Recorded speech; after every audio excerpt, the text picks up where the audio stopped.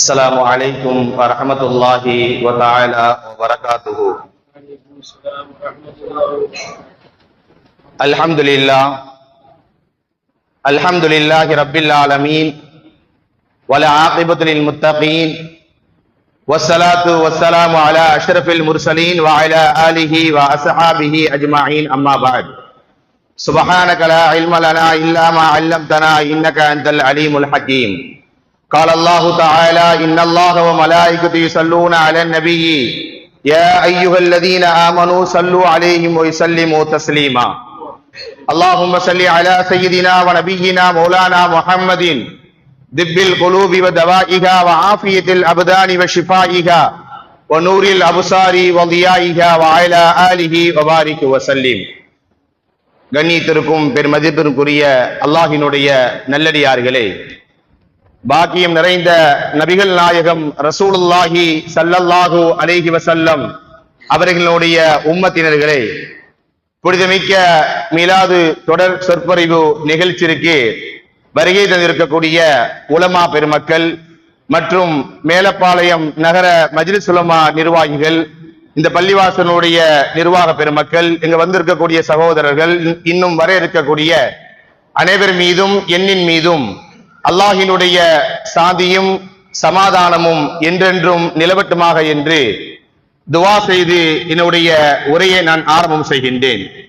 கணியத்திற்குரிய அல்லாஹினுடைய நல்லடியார்களே, அல்லாஹு தஆலா இந்த உலகத்தில் எண்ணற்ற வஸ்துக்களை படைத்திருக்கின்றான்.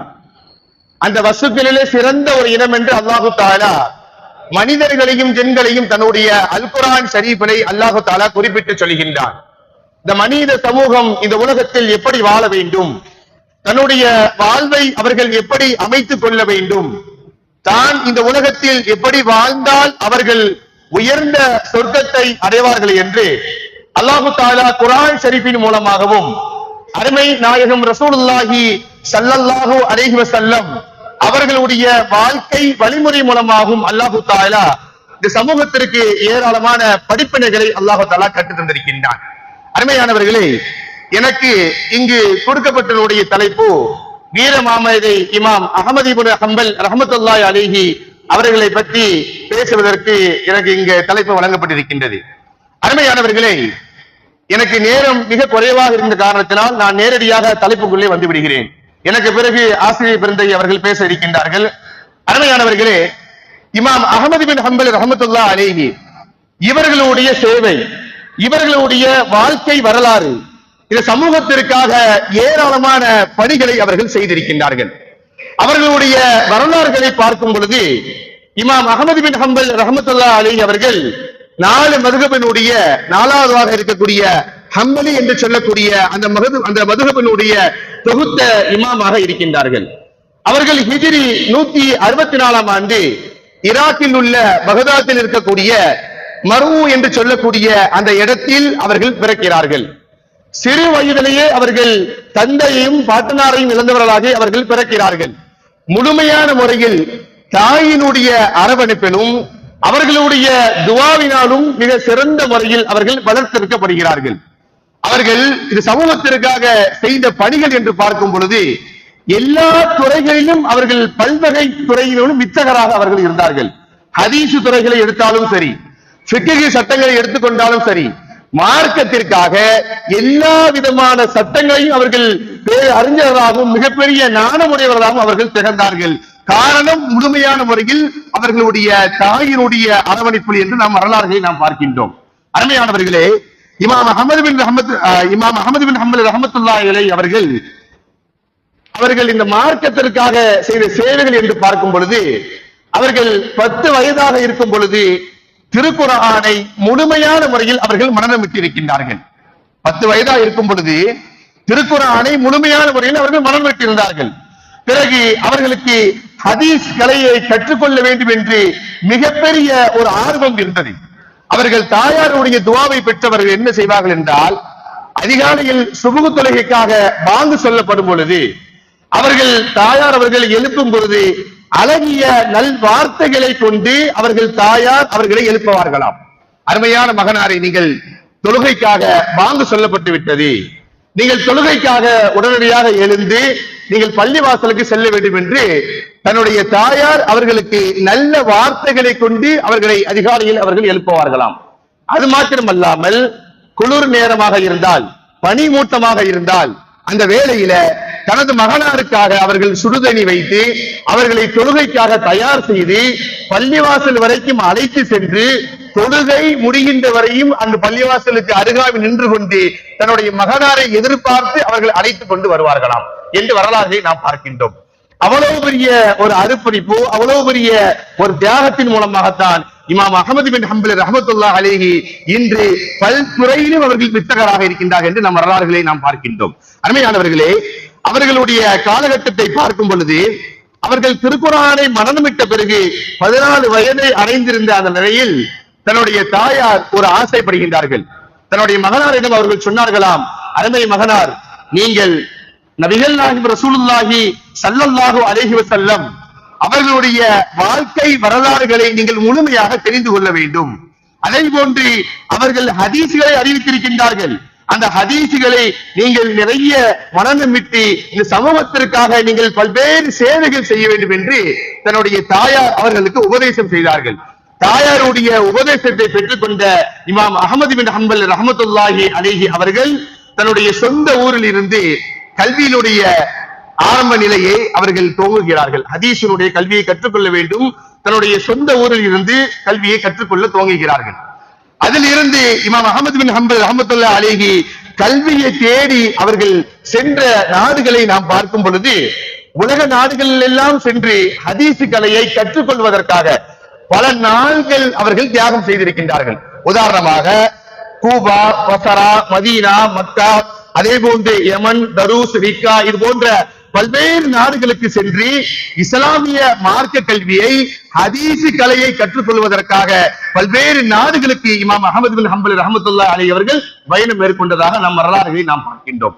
அருமையானவர்களே, இவர்களுடைய ஆசிரியர்கள் யார் என்று பார்க்கும் பொழுது இமாம் ஷாஃபி ரஹ்மத்துல்லாஹி அலைஹி அவர்கள் இமாம் அஹ்மது பின் ஹம்பல் ரஹ்மத்துல்லாஹி அலைஹி அவர்களுடைய ஆசிரியர்களாக இருக்கின்றார்கள். முழுமையான முறையில் ஆசிரியருடைய துஆவை பெற்றுக்கொண்டு இந்த சமூகத்திற்கு அவர்கள் சேவை செய்திருக்கின்றார்கள். அதை தொடர்ந்து பார்க்கும் பொழுது இவர்களுடைய மாணவர்கள் யார் என்று பார்க்கும் பொழுது இமாம் அஹ்மது பின் ஹம்பல் ரஹ்மத்துல்லாஹி அலைஹி அவர்களுடைய மாணவர்கள் யார் என்று பார்க்கும் பொழுது இமாம் புகாரி ரஹ்மத்துல்லாஹி அலைஹி, இமாம் முஸ்லிம் ரஹ்மத்துல்லாஹி அலைஹி, இமாம் நஸஈ ரஹ்மத்துல்லாஹி அலைஹி, இமாம் இப்னு மாஜா ரஹ்மத்துல்லாஹி அலைஹி, இமாம் திர்மிஸி ரஹ்மத்துல்லாஹி அலைஹி, இது போன்று பல்வேறு மார்க்க அறிஞர்கள் இமாமாக இருக்கக்கூடியவர்கள் அவர்கள் இமாம் அஹ்மது பின் ஹம்பல் ரஹ்மத்துல்லாஹி அலைஹி அவர்களுடைய மாணவர்களாக இருந்த என்று நம் வரலாறுகளை நாம் பார்க்கின்றோம். அருமையானவர்களே, இவர்கள் சமூகத்திற்காக செய்த சேவைகளும் நிரம்ப இருக்கின்றது. சமுதாயத்திற்காக, இந்த சமூகத்திற்காக பல்வேறு சோதனைகள் அவர்கள் மேற்கொண்டிருக்கின்றார்கள். பொதுவாகவே இமாம்கள் என்றாலே சமுதாயத்திற்கு பல்வேறு சேவைகள் செய்வார்கள். அதே போன்று இமாம் என்றவர்கள் சமுதாயத்தில் பல்வேறு சோதனைக்கும் உள்ளாக்கப்படுவார்கள். நாம் பார்க்கின்றோமா இல்லையா? இன்று நிறைய ஊர்களிலே பார்க்கின்றோம். பல்வேறு வகையில் இமாம்களுக்கு பல்வேறு வகையில் சிரமங்கள் இருக்கின்றது. இமாம்கள் என்றாலே முதலாவது அவர்கள் தியாக மனப்பானோடுதான் இந்த சமுதாயத்தில் அவர்கள் பணி செய்கின்றார்கள், பணி செய்து கொண்டு இருக்கின்றார்கள். வீர மாமேதி என்று எனக்கு தலைப்பு கொடுக்கப்பட்டிருக்கின்றது. அது தலைப்பு கொண்டாட வர வேண்டும் என்றால் இந்த சமூகத்தை சொன்னால் உங்களுக்கு நன்றாக இருக்கும். வீர மாமேதை இமாம் அஹ்மது பின் ஹம்பல் ரஹ்மத்துல்லாஹி அலைஹி அவர்கள் இந்த சட்டத்தை சொல்லும் பொழுது எல்லோரும் ஆதரித்தார்கள்.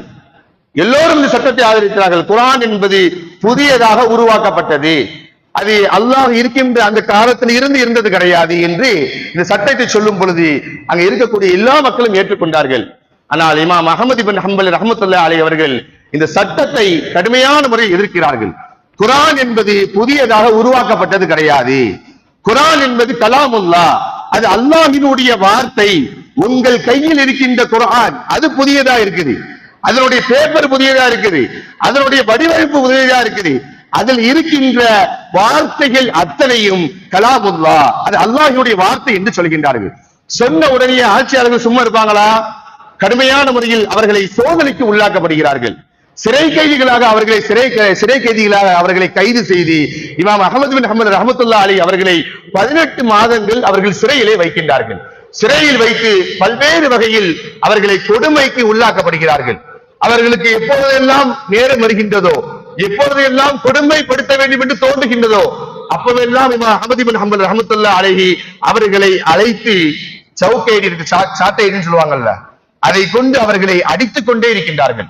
அவர்கள் மயக்கம் உண்ட நிலையிலும் மயக்கம் தெளிந்த பிறகு மீண்டும் அவர்களை அடிக்கிறார்கள். மீண்டும் அவர்களை அடித்து அடித்து பல்வேறு வகையில் அவர்களை துன்பத்திற்கு உள்ளாக்கின்றார்கள். உள்ளாக்கக்கூடிய அந்த வேளையில இமாம் அஹ்மத் இப்னு ஹம்பல் ரஹ்மத்துல்லாஹி அலைஹி அவர்கள் அந்த நேரத்துல அவர்கள் மேனி முழுக்க காயங்களால் அவர்கள் தேய்க்கப்படுகிறார்கள். ஆனால் எதிரிகளுடைய சூழ்ச்சியினால் அவர்கள் மேனியில் மாத்திரம்தான் காயங்களை ஏற்படுத்த முடிஞ்சதை தவிர அவர்களுடைய கொள்கையினுடைய நிலைப்பாட்டில் கலாமுல்லா அது அல்லாஹ்வினுடைய வார்த்தை என்று சொல்கின்ற அந்த கொள்கையில் கொஞ்சம் கூட ஒரு சிறு கீறல் கூட அவர்களுடைய உள்ளத்தில் மாற்றத்தை அவர்களால் ஏற்படுத்த முடியவில்லை. இப்படிப்பட்ட ஒரு சூழலை பிறகு மன்னரை அழைத்து இமாம் அஹ்மத் பின் ஹம்பல் ரஹ்மத்துல்லாஹி அலைஹி அவர்களிடம் பேச்சுவார்த்தை நடத்துகிறார்கள். நீங்க என்ன செய்யணும் அப்படின்னா, மக்களுக்கு மத்தியில நான் சொல்கின்ற கருத்து உண்மை அல்ல, மன்னர் ஹாரூன் ரஷீத் அவர்கள் சொல்கின்ற கருத்து தான் உண்மை என்று நீங்கள் அழுத்தமாக நீங்கள் சொல்ல வேண்டும் என்று வலியுறுத்தப்படுகிறது. இமாம் அவர்கள் அந்த நேரத்துல ஒரு சிறு மாற்றத்தை ஏற்று சொல்லி இருந்தால் இன்று இந்த சமுதாயமே ஒரு சிதைந்து போகக்கூடிய ஒரு சூழலை உருவாக்கி இருக்கும். ஆனால் இமாம் அவர்கள் தியாக மனப்பானையோடு யாருடைய சொல்லுக்கும் அடிபடையாமல் மார்க்கம் எதை சொன்னதோ அதை மிக தெளிவான முறையில் இமாம் அஹ்மத் பின் ஹம்பல் ரஹ்மத்துல்லாஹி அலைஹி அவர்கள் அந்த தான் சொன்ன அந்த கொள்கையில மிக உறுதியான முறையில் இருந்ததாக நாம் வரலாறுகளை நாம் பார்க்கின்றோம். அருமையானவர்களே, இமாம்களுடைய சேவை என்பது நிரம்ப இருக்கின்றது. எனக்கு கொடுக்கப்பட்டதனுடைய நேரம் நிறைவுக்கு வருகிறது. அதனால் என்னுடைய வார்த்தையை நான் நிறைவு செய்ய ஆசைப்படுகின்றேன். அருமையானவர்களே, இமாம் அஹ்மத் பின் ஹம்பல் ரஹ்மத்துல்லாஹி அலைஹி அவர்கள் பிறப்பு வேண்டும், அதே போன்று அவர்கள் இறப்பு என்பது ஹிஜ்ரி 241ஆம் ஆண்டு அதே பகதாதிலே அவர்கள் ரபியுல் அவ்வல் மாதத்தில் அவர்கள் இறந்தார்கள். இன்னா லில்லாஹி வ இன்னா இலைஹி ராஜிஊன். அருமையானவர்களே, இமாம் அவர்களுடைய சேவை என்பது பல்வேறு சேவைகள் இருக்கின்றது. அல்ஹம்துலில்லாஹ், எனக்கு இங்கு பேசுவதற்காக வாய்ப்பளித்த மேலப்பாளையம் நகர மஜ்லிஸ் உலமா சபை நிர்வாக பெருமக்களுக்கும் மற்றும் இந்த பள்ளியினுடைய நிர்வாக பெருமக்களுக்கும் என்னுடைய ஜஸாக்குமுல்லாஹ் ஹைர் என்று சொல்லி என்னுடைய வார்த்தையை நிறைவு செய்கிறேன். வாஹிரு தவானா அல்ஹம்துலில்லாஹி ரப்பில் ஆலமீன். அஸ்ஸலாமு அலைக்கும் வ ரஹ்மத்துல்லாஹி வ தஆலா வ பரகாத்துஹு.